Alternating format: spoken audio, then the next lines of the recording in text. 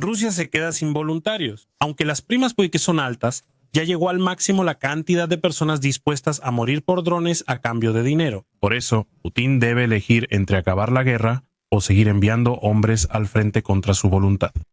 Policías fuertemente armados entre bancos de pesas y cintas para correr.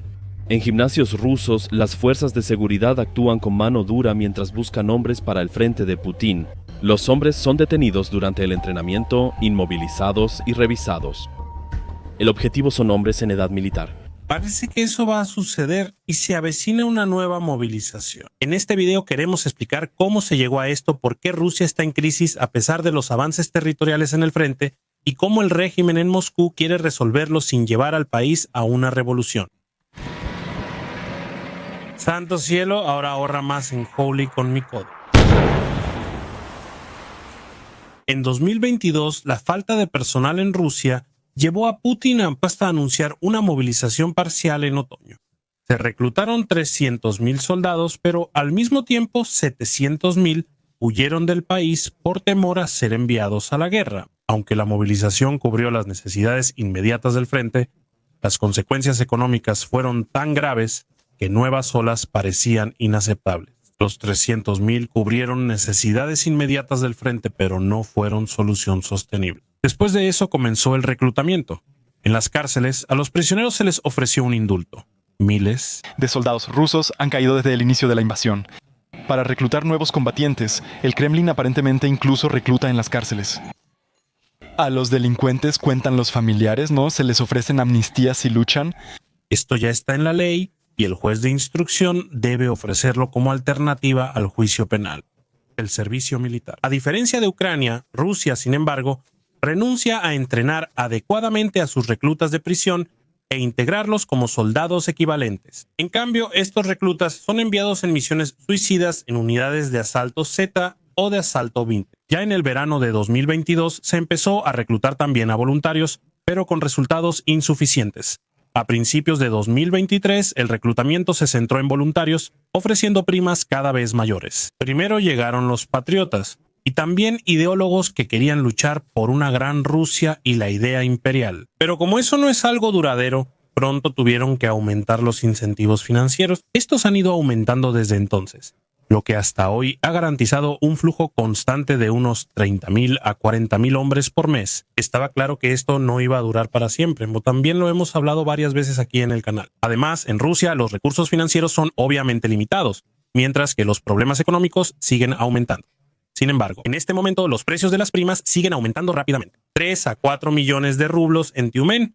Y actualmente hay una imagen de Moscú que supuestamente ofrece a partir de 6 millones de rublos, es decir, unos 64,000 euros si uno firma un contrato. Asimismo, se supone que las empresas deben ayudar en el reclutamiento, ya sea convenciendo a sus empleados de firmar un contrato con el ejército o proporcionando dinero para pagar el reclutamiento. Así que se están utilizando todos los medios posibles para reclutar soldados. Además, hay bonificaciones por reclutar a terceros, eso también se ha implementado. Se informa repetidamente que los reclutas obligatorios también son forzados a firmar contrato. A veces falsifican el contrato. Si los reclutadores logran esto, resulta muy tentador económicamente. Así lo informa Radio Free Europe, que 3 reclutas de Sajalín demandaron al Ministerio de Defensa. Se enfrentaron a contratos que supuestamente habían firmado. Expertos identificaron después que las firmas eran falsas. Era demasiado tarde. Los 3 ya han muerto. Uno había sido herido antes por esquirlas en brazos y piernas. La madre usó todas sus conexiones. El padre era una persona importante allí. Mientras su hijo vivía, planeaban sacarlo del hospital cuando sanaran su brazo y pierna heridos por esquirlas de granada. Y pasara lo que pasara, tal vez iría a la cárcel, pero al menos seguiría con vida. Ellos fueron más inteligentes que nosotros. Mintieron cuando prometieron darle al menos unas cortas vacaciones para recuperarse. Y al final volvieron a mentir. Lo enviaron a la batalla, aunque todavía estaba cojo y sin un brazo, sin una mano derecha funcional. En otras palabras, ni siquiera podía sostener una ametralladora. Intentaron deshacerse de él rápido, sin dejar pruebas. Es la prueba viviente de que hoy en día no se puede ir al ejército como conscripto. Te atrapan sin decir una palabra para la guerra y si vas a juicio, te mandan directo al ataque suicida. La salud es vital para todos, no solo para los soldados. Por eso el patrocinador de hoy puede ayudar. Mi rutina matutina ha cambiado bastante en los últimos años. Antes iniciaba el día solo con café y trabajo. Hoy me tomo unos minutos para preparar mi cuerpo igual que mi mente. Antes de encender la computadora, tomo mi AG1. Es mi ritual diario, simple, rápido y efectivo. Quien, como yo, trabaja concentrado durante horas, se mueve poco y no siempre come bien, sabe que eso no es lo mejor para la salud a largo plazo. Para no tener deficiencias de vitaminas, minerales y probióticos, he adoptado el hábito de tomar AG1 todas las mañanas. Lo especial es que la fórmula se basa en más de 15 años de investigación y se sigue desarrollando continuamente. Recientemente se agregaron más magnesio y nuevas cepas bacterianas. En una industria donde pocos prueban científicamente sus productos, AG1 apuesta por estudios doble ciego, aleatorizados y controlados con placebo. Se demostró que los nutrientes clave de AG1 se absorben de forma rápida y eficiente y que la cantidad de bacterias buenas en el microbioma puede aumentar hasta 10 veces. Por supuesto, AG1 está certificado por la Lista de Colonia y por Informed Choice y es revisado regularmente por laboratorios independientes. No puedo asegurar si por eso no me he enfermado desde entonces o si mi recuperación rápida tras el entrenamiento se debe a los antioxidantes y minerales que contiene. Pero noto la diferencia. La rápida absorción de nutrientes y el aumento de bacterias buenas en el intestino están científicamente comprobados. En mi día a día tan ocupado, AG1 me da seguridad de no tener deficiencias. Y todo esto sin tomar muchas pastillas, solo una bebida sabrosa que ahora forma parte de mi rutina matutina. Si desea probar AG1, use mi enlace www.drinkag1.com/mgxiste.de. Al contratar una suscripción mensual, obtienes una oferta exclusiva de 69 euros, el Welcome Kit, 5 Travel Packs y vitamina D3 y K2. La suscripción no tiene costo de envío, es flexible, puedes pausarla o cancelarla, y cuenta con garantía de devolución de 30 días sin riesgos. Simplemente pruébelo en www.drinkag1.com/mgxiste.de. Pero incluso a pesar de estas medidas, la calidad de los reclutas sigue disminuyendo constantemente. Un bloguero militar ruso movilizado en septiembre de 2022 y aún con vida, relata sus experiencias. Mi primer encuentro personal con usted fue en enero-febrero de 2024, cuando nuestro regimiento fue trasladado a un campo de entrenamiento en la retaguardia como parte de una rotación. Allí tuve contacto con 9 soldados contratados que acababan de ser transferidos al regimiento. En enero de 2024 eran hombres comunes de 40 a 60 años y algunos jóvenes de 19 a 25 que no cumplían el servicio militar. Casi la mitad de los hombres nunca estuvo en el ejército. En su mayoría eran representantes normales de la clase trabajadora, incluyendo a aquellos de zonas rurales. Pero en cuanto a información eran como niños. No se habían informado ni en línea ni a través de familiares de soldados movilizados de sus propias comunidades sobre las realidades de la Operación Militar Especial, es decir, la Operación Militar Especial. Creían en los programas de televisión y firmaban contratos sin leer la letra pequeña. La siguiente fase de reclutamiento fue en agosto o septiembre de 2024. Luego fui hasta el fondo a un campamento compacto para prisioneros de las compañías disciplinarias B. Vi otro tipo de soldados contratados. Una vista aterradora. Para ser honesto, imagina piratas sacados de las obras de artistas modernos. De cabello canoso, con melenas largas y desaliñadas, sin dientes, con miradas que iban desde el odio hasta una ligera locura, desnutridos, con bajo peso. Y unos cuantos soldados contratados del ejército regular que los lideraban, con músculos normales, cortes de cabello cuidados y ojos de quienes los llevan una vida más fácil. Un contraste inolvidable. Se trataba de criminales que estaban hartos de cumplir largas condenas una y otra vez por delitos graves. Asesinos, ladrones, traficantes de drogas. En enero de 2005 inició la tercera fase de integración de nuevos soldados contratados. Vi a un grupo de personas que estaban aún peor que los prisioneros mencionados en el párrafo anterior. Eran personas sin hogar y alcohólicos empedernidos. En ese tiempo, casi cada semana morían combatientes de ese mismo ejército de reemplazo. Simplemente por el agotamiento. No habían hecho trabajo físico con palas en muchísimo tiempo, ni habían cargado objetos pesados como chalecos antibalas, ametralladoras o municiones. Entre los últimos reclutas, algunos simplemente murieron de agotamiento, ni siquiera por fuego enemigo. Trump logró frenar temporalmente la baja calidad y el alza de costos, aunque con resultados decrecientes. De finales de 2024 a primavera de 2025, los reclutamientos aumentaron mucho. Esperaban que Trump lograra la paz pronto. Quien firmara entonces recibiría los bonos de reclutamiento sin pelear, pero la ausencia de paz hizo que esto fuera solo algo pasajero. A más tardar, desde 2024, muchos de los que eran candidatos para firmar un contrato con el ejército se dieron cuenta de que no era una buena idea. El bloguero militar ruso Alex Kartawich informó que casi ya no hay contratos que se estén firmando. Luego les preguntó a sus 100,000 suscriptores por qué no firmaban a pesar de los grandes incentivos financieros. Algunas respuestas son reveladoras, pues muestran la formación de un joven soldado contratado. Dura 2 semanas. En mi servicio militar obligatorio no aprendí nada. Y aquí tampoco tendrán tiempo para eso. ¿De qué sirve entonces atrapar drones con mi cara en lugar de la de otro? Volt 8 resume más de 4,000 respuestas de forma concisa. Desde 2023, cuando comenzó la masiva reclutación de soldados contratados para el servicio de guerra, muchos miles de estos soldados contratados fueron víctimas de engaños de sus empleadores y se llevaron este conocimiento a casa durante sus vacaciones o después de ser dados de baja por incapacidad para el servicio. Le contaron a todos sus conocidos, amigos y a cualquier solicitante interesado cómo funciona esto de la siguiente manera. Durante el reclutamiento, el ejército promete un contrato de 1 año. Les mintieron. Los nuevos soldados contratados sirven sin plazo fijo hasta el fin de la movilización parcial, igual que los movilizados y los de contratos cortos previos a la guerra. El engaño sobre las condiciones del servicio es la razón principal por la que las personas decentes dejaron de firmar contratos a partir del verano de 2024. Entonces se empezó.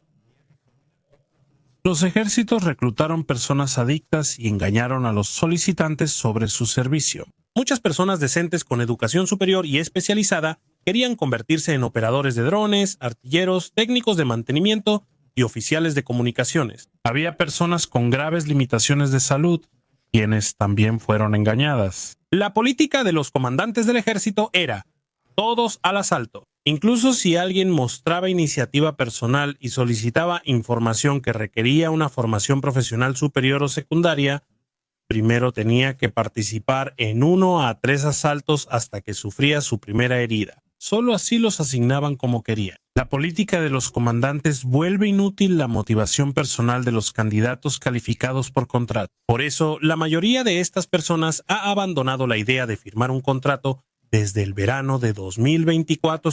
En su lugar, se empezó a reclutar a personas motivadas de comunidades marginadas, personas sin hogar y reclusos desmotivados.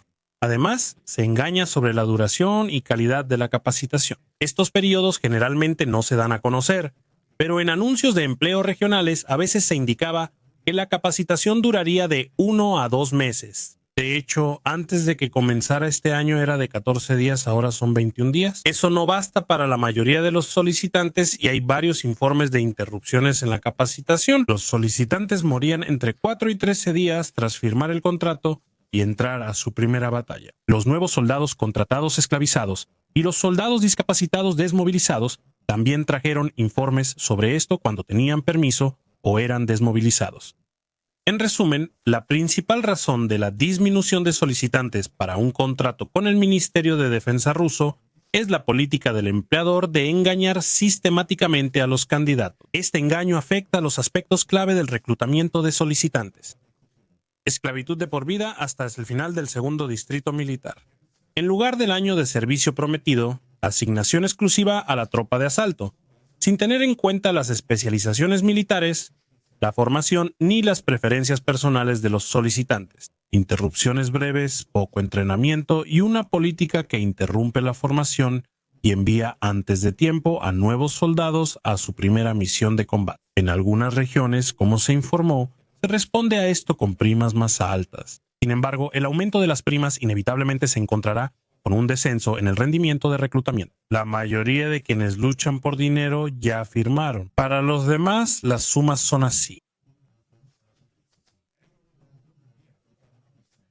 Así es como surgen ahora las grietas esperadas en el sistema. Tatarstán, que antes estaba entre las primas más altas con 3.1 millones, ahora las ha reducido a 800,000 y con esto no está solo. Mientras tanto, numerosas oblasts han reducido las primas, en algunos casos de manera drástica. las primas disminuyen. ¿Por qué?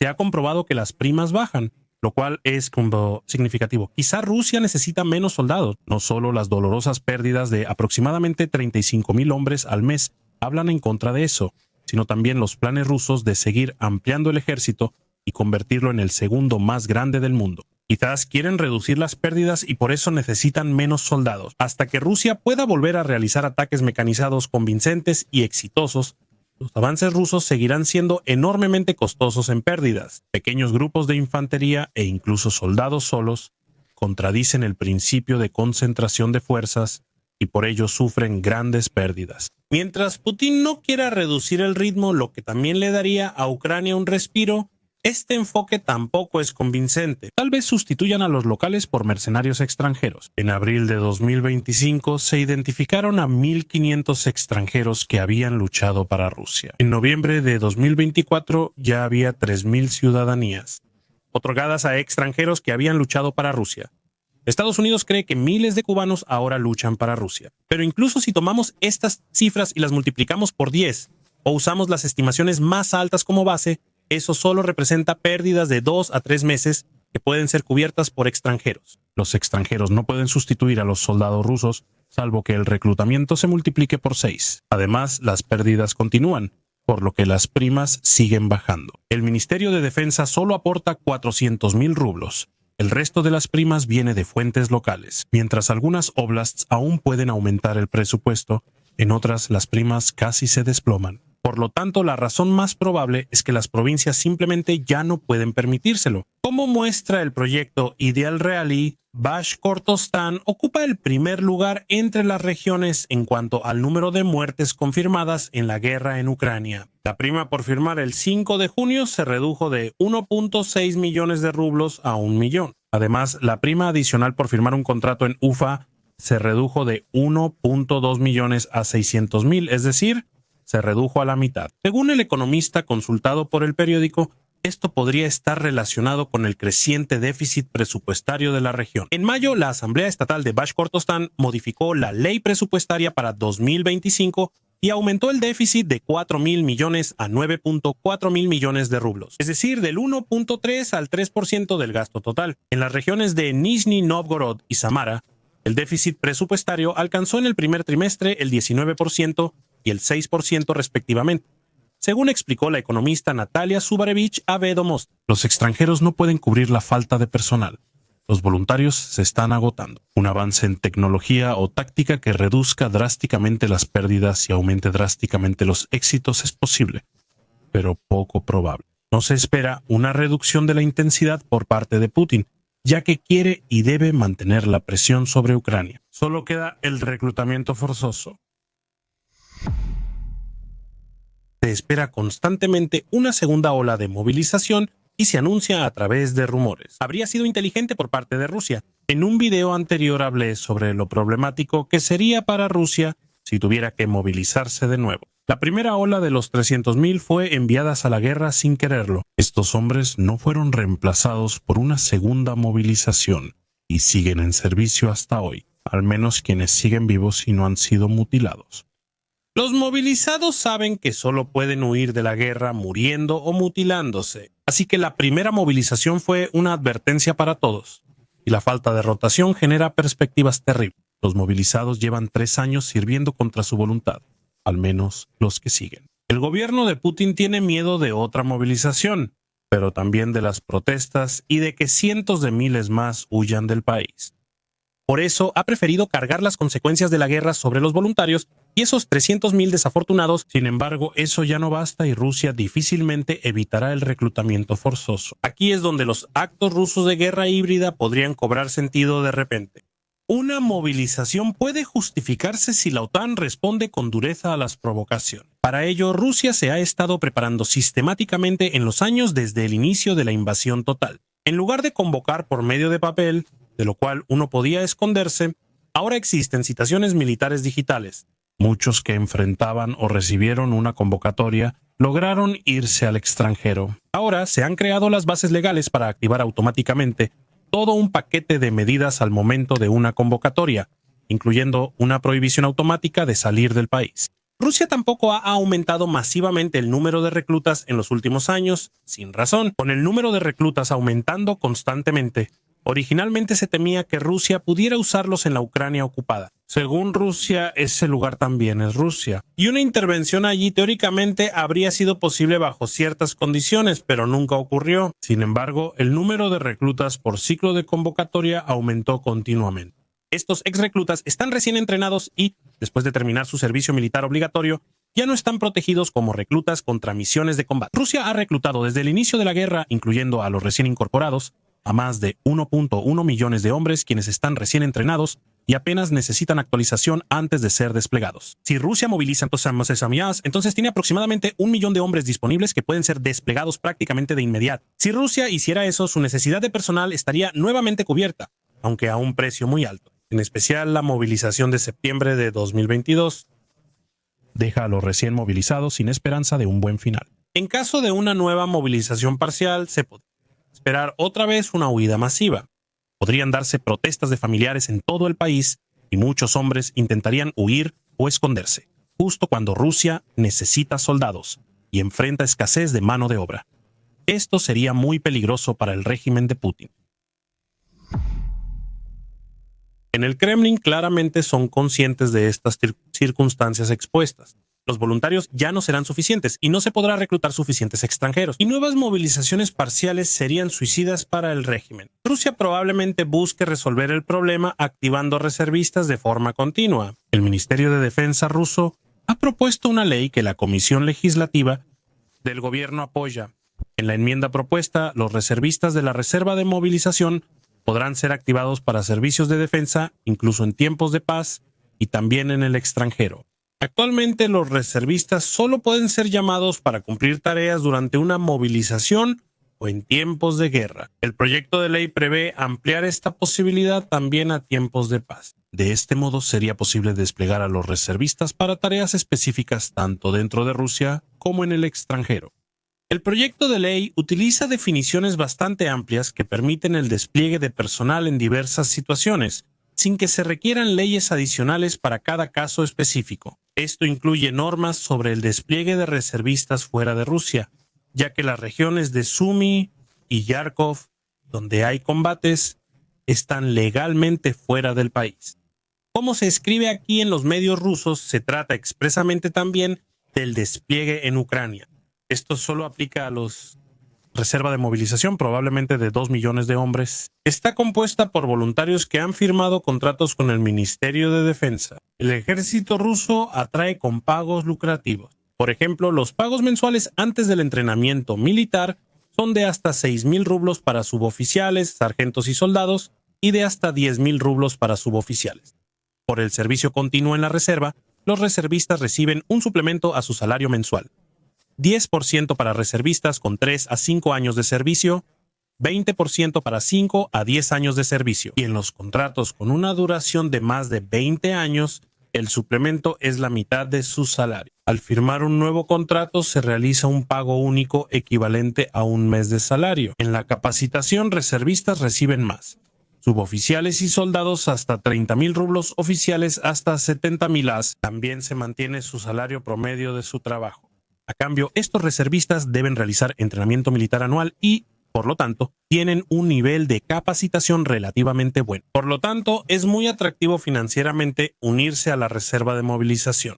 Hasta ahora tampoco ha habido un despliegue en Ucrania. Con este cambio de ley, cuya aprobación sería solo una formalidad, Rusia podrá aumentar su personal y anunciar nuevas movilizaciones. Esto le ahorra a Rusia disturbios sociales. La reserva de movilización, formada por voluntarios que recibieron pagos considerables, solo afectará a quienes eligieron el servicio militar voluntariamente como al inicio de la guerra. El hecho de que muchos de estos reservistas no quieran ser desplegados en Ucrania, de lo contrario ya habrían firmado contratos hasta ahora, no cambiará nada. El Kremlin aparenta ante el pueblo que solo usa a quienes se ofrecieron voluntariamente. Si la cifra de 2 millones es correcta, parece realista. Así, Rusia puede cubrir su consumo actual durante otros 4 años. Además, se sumarán reclutas extranjeros y criminales, que estarán disponibles para las tareas más arriesgadas, ya que a la gente le importará poco su muerte. La ley propuesta establece una convocatoria para ejercicios que no duren más de 2 meses. Eso indica que en cada convocatoria los soldados solo irían al frente en Ucrania hasta por 2 meses. Sin embargo, no hay ninguna restricción respecto al número de convocatorias por año para la reserva de movilización activa. El problema es que 2 meses son muy poco tiempo, sobre todo considerando los periodos de traslado al frente. Los soldados podrían estar entre 4 y 6 semanas en el frente, lo que reduce su capacidad de combate por falta de adaptación. Así, siempre habría fuerzas frescas disponibles. Ellos también sabrían que solo tienen que soportar un periodo determinado y luego pueden regresar a casa. Eso debería ayudar con la motivación. Rusia, si usa la reserva de movilización, podrá cubrir su personal para el resto de la década con la intensidad actual. La corta duración de la misión será una desventaja, ya que las tropas no se adaptarán al entorno. Normalmente, en los primeros días se lleva a cabo una orientación y adaptación, durante la cual los soldados aprenden las particularidades y desafíos locales, ya sea en cuanto a material, entorno o enemigo. Habrá poco tiempo para eso, lo cual será una desventaja. La moral será mucho más alta, ya que el final de la misión siempre será visible y parecerá alcanzable. Los miembros de la reserva de movilización no pueden renunciar y firman contratos por tiempo determinado. El primer contrato suele durar 3 años, los siguientes 3 o 5 años o hasta la edad límite. También aquí se podría esperar que a los reservistas cuyo contrato está por terminar se les sugiera que lo renueven, porque de lo contrario podrían ser utilizados en el próximo asalto. Por lo tanto, en cuanto al personal, la reserva de movilización probablemente será suficiente durante mucho tiempo. Es positivo que la resistencia ucraniana haya sido tan efectiva que Rusia deba buscar otras formas de conseguir soldados. También el retorno de los reclutados forzados parece positivo. En caso de una nueva movilización que se teme en gran parte de Rusia, habrá disturbios y trastornos en el mercado laboral ruso que tendrán un impacto fuerte. Si Rusia, en cambio, recurre a la reserva de movilización, la guerra se extenderá entre el pueblo ruso. Eso puede fortalecer el deseo de paz en Rusia, porque ya no serán solo los imprudentes y los inadaptados los que caigan en Ucrania. Esto también implica que Rusia no se quedará sin hombres. En política interna también será una mala señal para Ucrania, ya que sus soldados no serán rotados ni desmovilizados. Hasta ahora esto no ha sido diferente del lado ruso. Con la reserva de movilización, los soldados ucranianos agotados siempre enfrentarán rusos frescos. Tal vez deberían copiar eso en Ucrania. Varios millones de hombres están registrados para el servicio militar obligatorio, pero no han sido movilizados. Quizá Ucrania debería usarlos para rotaciones regulares. Tanto una movilización rusa como el uso de reservistas aumentan el riesgo de escalada. En caso de una movilización, existe el riesgo de que haya movimientos de fuga desde Rusia, que el servicio secreto ruso podría aprovechar para infiltrar agentes. Si Rusia moviliza bajo el pretexto de luchar contra Ucrania, al menos en teoría, también puede reclutar a más personal del que realmente se necesita en Ucrania. Combinado con las reservas de tanques acumuladas, esto puede concretar mucho más rápido el escenario de amenaza contra la OTAN, por ejemplo, en los países bálticos. Si Rusia usa la reserva de movilización, reúne una fuerza de combatientes experimentados de millones. Tampoco es una buena señal para la OTAN. La fuerte resistencia de Ucrania acorraló a Rusia, lo que provocó su movilización en septiembre del 22 y obligándola, lo que tuvo graves consecuencias políticas internas. Los voluntarios reclutados fueron enviados tan imprudentemente al frente por Rusia que su suministro casi se ha agotado. Rusia ha agotado en gran medida el lujo del reclutamiento voluntario. Las altas primas y la publicidad agresiva han tenido efecto, pero su impacto es limitado, se están volviendo más caras y cada vez ofrecen menor calidad. Rusia también está endureciendo las condiciones económicas. La consecuencia es que el régimen se enfrenta a 2 opciones incómodas: la paz o la movilización. Si Rusia se moviliza, podría repetirse lo de septiembre de 2022 con peores consecuencias internas, ya que los reclutados ya saben lo que les espera, lo que puede poner en riesgo al régimen de Putin. Mi conclusión, por lo tanto, es muy probable que en los próximos meses no veamos una movilización masiva clásica, sino una convocatoria escalonada de reservistas.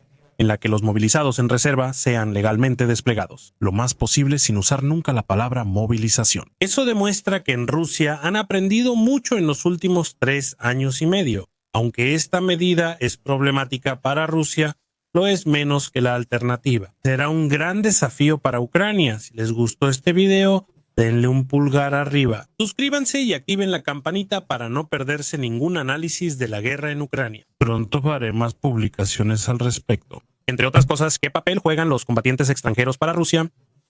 ¿Cómo la industria y la economía rusa impacta la guerra y la respuesta de Ucrania? Gracias por su atención.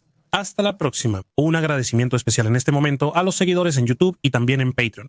Quiero agradecer especialmente a los tenientes Bertainment, Der Schneckmacher, Boomer Opa, Roberto Viel, Janis G. Anti-X, Sasha Müller-Cunningham, Estados Unidos Stress, Ubu Fresne, Nickname 2BIP, Karsten Schulz, Sasha Horbert, Ulash Nasha, 4000 Tequila, 42 y Badass Lawyer. Muchísimas gracias. Sin ellos esto no sería posible.